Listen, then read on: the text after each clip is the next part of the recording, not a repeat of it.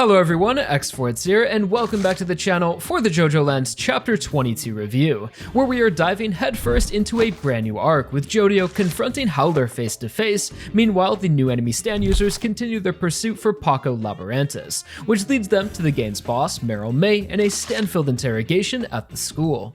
So getting right into things, starting with the cover page, we have a simple and clean Jodio illustration with a giant yacht in the background, which we later find out is Howler's, and will be one of the main settings for this current arc. Also on the page is a handful of JoJo related promotions, the first of which is a new live-action Rohan film that will be adapting the At a Confessional story, which is releasing later this year. Also, we have a reminder for the upcoming JoJo Day anime event in April, and the release of Volume 5 in Japan. So turning the page, we are welcomed into the chapter with the gang riding along the coast of Oahu in Paco's beat-up Jeep on their way to Howler's mansion to corner him with the Dolphin Bank documents we got from Yokohama, which are key to stealing the $30 billion.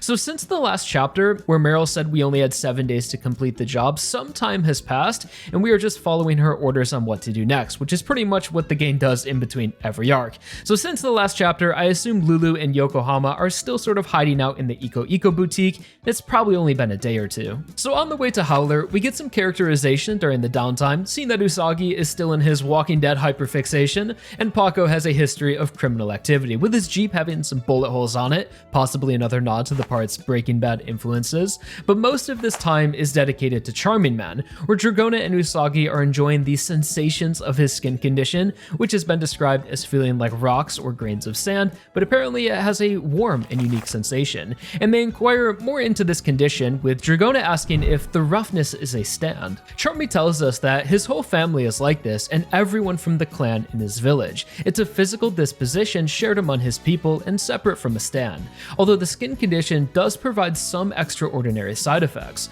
like a resistance to heat and cold and longer lifespans. But the leading cause of death and old age among his people is the calcification of waste products, which is when calcium deposits form and solidify within the soft tissue of the body, causing problems like kidney stones and blocking blood vessels. Charmy suspects that this condition may be caused by the climate of where his people live, but even the animals that live underground, like earthworms and moles, have developed these rock-like properties. So I already see the fingers pointed towards rock humans. They gotta be rock humans. They live long lifespans, rock-like skin, although I do not think Charmy and his people are rock humans, or even a different kind of rock humans unique to Hawaii, as throughout part 9 and the many times people have suspected Paco and Charmy, I feel like people just forgot that all rock humans are evil and sociopathic. That was the whole point of them, to be this shadow to humanity. So at least to me, it just doesn't make sense for Araki to bring that concept back and that type of villain in this new part, let alone as a hero. So my understanding is that Charmy's condition is some sort of evolutionary mutation due to their village's environment, as he even said the animals have become rock-like.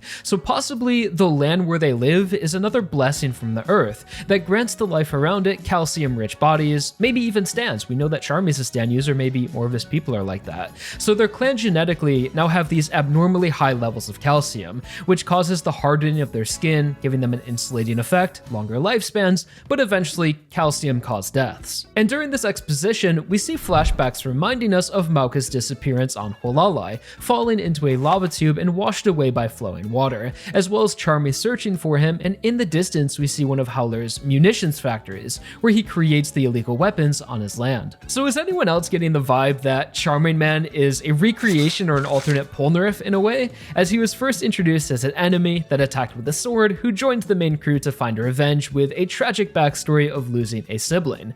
Although the main difference here is we don't know if Mauka is actually dead or not, and I think that will eventually be a twist reveal of what actually happened to him. So moving on in the chapter, the gang arrive at Casa de Howler only to find that his mansion is actually a massive 3-story yacht that he uses as a home when visiting Oahu, which is valued at $400 million. It has a helicopter on it. Just another indication of Howler being a reckless spender, ignorant CEO, and characterized as a villain through these insane indulgences and luxuries he boasts, when his wealth comes at the expense of the everyman and has a negative impact on his community and is just in general not a very good guy. So before the gang approach the yacht, we have a couple of pages that go over the technical details of their plan and recap the events that have led us to this moment, which Jodio says is the final push against Howler, as Howler is in the process of being taken down by the government, who will see seize his land in less than 72 hours, but Howler has an outstanding loan with Dolphin Bank with his land put up as collateral that he can't pay back.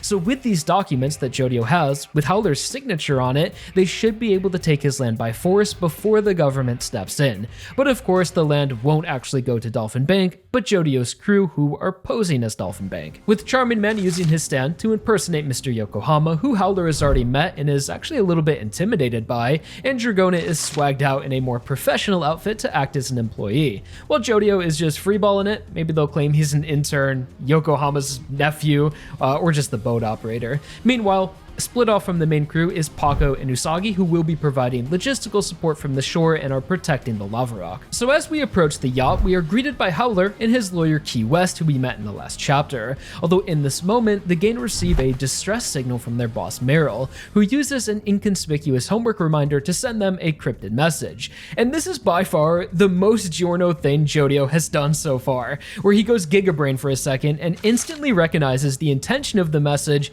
and solves the puzzle. As he goes to the chapter in his textbook of the assignment, then back 10 pages and to the 20th word, since the assignment was due at 10:20, which gives them the message the pursuers were drawing near, but she had to have a resolute attitude, signaling to the crew that the enemies are looking for them and have found Merrill, but she needs to stay strong and not blow their cover.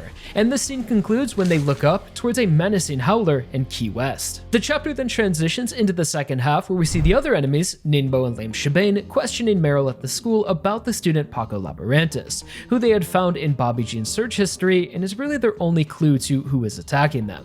And because of Lane Shebane's stand, which we saw in the last chapter, she is able to locate and create a map revealing those near her who are afraid. And this is used like a lie detector to suss out Merrill, as throughout the conversation, it turns more into an interrogation as she becomes increasingly afraid of the two, which leads her to send out the distress signal to the gang received earlier. So we see that these two scenes are happening simultaneously. And even though the message that Merrill sent looked totally normal, just homework assignment to the students, any action at all from her confirmed the enemy's suspicion, and we see Ninbo's stand activate, which causes the last object that Merrill touched, which was the keyboard, to inflate like a helium balloon, rising upwards and eventually explode. And we see the air, or whatever was inside the keyboard, transfers into Merrill's fingertip and spreads throughout her arm, expanding in size and even lifting her into the air. So Ninbo is able to control the size of this inflation as he asks Shebane how far he should take it, and she says until Merrill talks. We also see the humanoid form of Ninbo's stand, which is an absolute chonker. It's like Fat Gold Experience with some adorable chubby cheeks,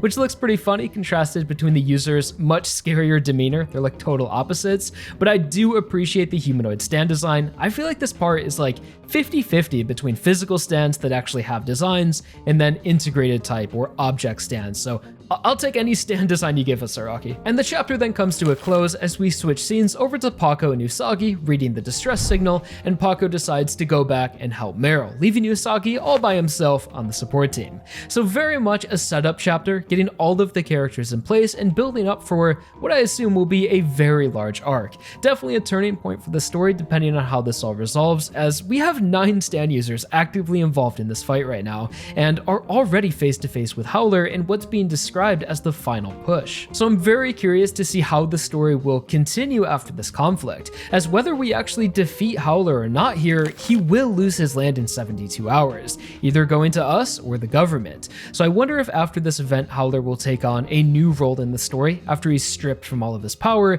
and maybe we'll be introduced to a new villain beyond Howler, or he's got something up his sleeve to prevent all of this from happening, as we know that Howler has a stand, we just don't know its ability yet, and same with Key West. So last chapter, I thought these new stand users would be fighting as a trio, preventing the crew from reaching Howler, although instead it looks like we'll be having 2 separate conflicts at the same time. Jodio's team up against Howler and Key West, while Paco and Merrill team up against Ninbo and Lame Shebane.